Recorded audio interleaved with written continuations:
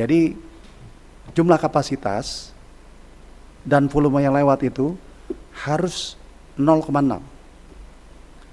Kalau dia di atas 0,6, 0,8 udah rendet. Kalau 1 itu macet. Tadi juga saya laporkan Pak Presiden bahwa untuk semuanya itu dalam exercise sudah 0,6. Insya Allah kita bisa menjalani simulasi yang sekarang ini dan bisa terjadi pada saat itu. Terutama berkaitan kendaraan darat di Cipali.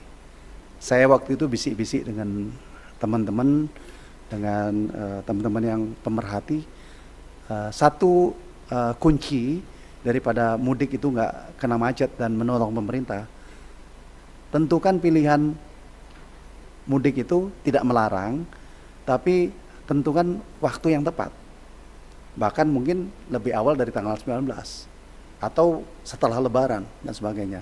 Jadi memilih waktu untuk mudik itu menjadi satu hal yang sangat mendukung apa yang akan kita lakukan nanti.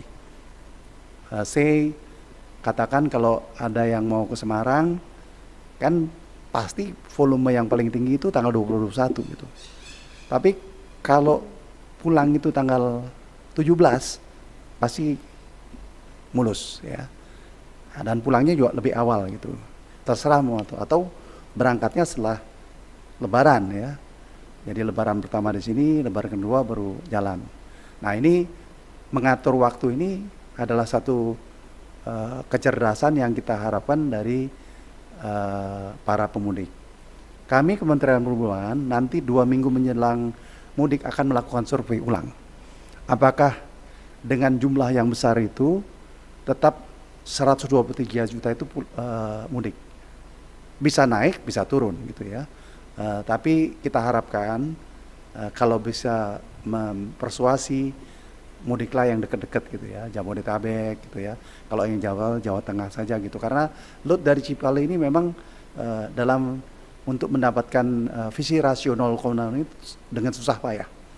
Dan Pak Kakor Lantas akan kerja keras untuk memanage itu. Yang kedua silakan. Pak, saya ingin bertanya beberapa hal penegasan sekaligus sama butuh pendalaman sih Pak. Yang pertama mengenai harga tiket ya Pak. Tadi Bapak sempat singgung bahwa diharapkan agar tidak ada kenaikan yang tinggi. Nah itu apa ada rencana untuk menimbang penentuan batas harga tiket gitu Pak? Karena kalau di pesawat kan sudah mulai agak naik ya. Dan di bis sudah mulai mahal di atas harga normal gitu kalau dilihat. Dan kayak kereta tiket udah habis.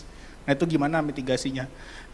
Yang kedua, tadi kalau nggak salah Bapak juga sempat menyinggung mengenai kemungkinan nantinya pengaturan jalan, adanya kemungkinan bahwa jalan arteri itu dipakai buat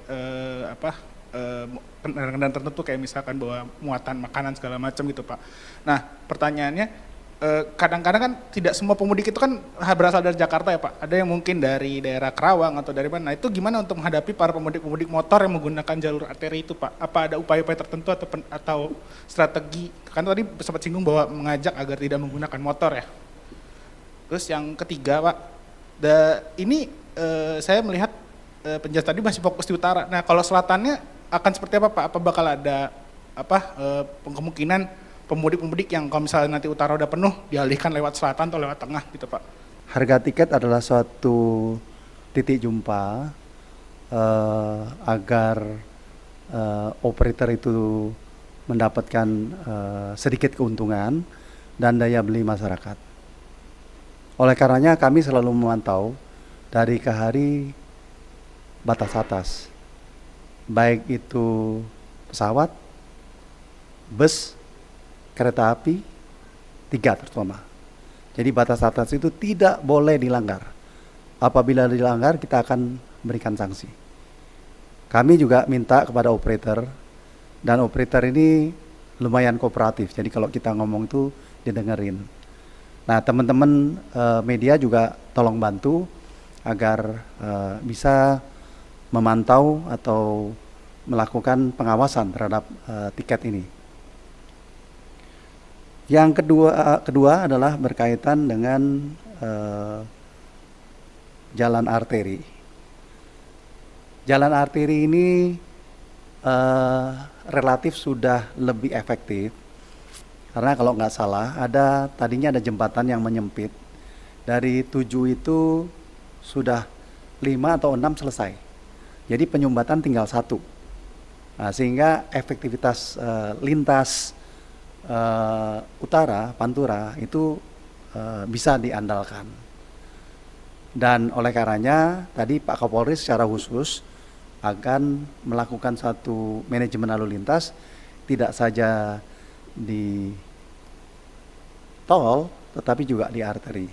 Dan saya sepakat dengan apa yang disampaikan oleh Pak Kapolri, karena memang pada dasarnya saat kami koordinasi dengan Kakor Lantas itu sudah dibahas. Bahkan ada rangkaian pemikiran yang sangat detail dari Kakor Lantas dan Jasa Marga. Saya mengapresiasi tinggi terhadap Kakor Lantas dan Jasa Marga yang sangat kooperatif dalam menghitung visi rasio, dalam membuat alternatif. Kami sudah beberapa kali ke beberapa titik, dan minggu lalu saya dan Kakor Lantas ke Cipali melihat sendiri bagaimana jalan itu sudah dibuat 8 jalur, dan ada jalan yang masih 4 jalur. Nah, 4 jalur ini atau 22 itu sudah ada tambahan rest area. Nah, kita harapkan tambahan rest area itu badan usaha jalan tol itu juga kooperatif memanage itu dengan baik. 2 pertanyaan itu ya, arteri. Nah, motor juga akan kita manage, tapi konsisten, tolong disampaikan. Walaupun mereka dari Kerawang, dari mana gitu, saya akan campaign, dan kita sama-sama campaign lah. Pabrik-pabrik yang ada di Kerawang itu mengadakan mudik gratis dengan mobil dengan bus, ya, supaya mereka nggak pulang naik motor gitu, sehingga tekanan terhadap lalu lintas menggunakan motor itu menurun, dan juga itu akan menurunkan kemacetan, ya.